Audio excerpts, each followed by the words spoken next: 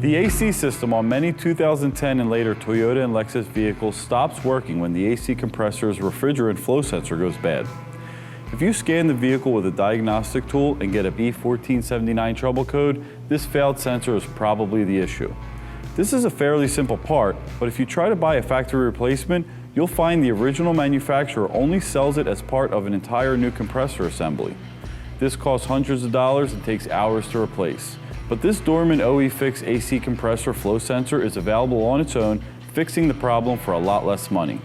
And because this is an externally mounted Hall effect sensor, there's no need to evacuate and refill the AC system at all, saving a ton of labor time.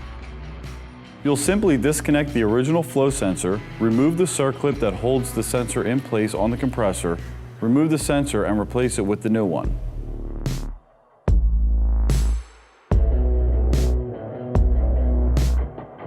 Reinstall the clip, plug in the new sensor, and you're done. It's that simple.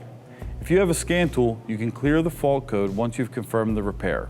If you have any questions about this repair or any others, our tech line is always there to help.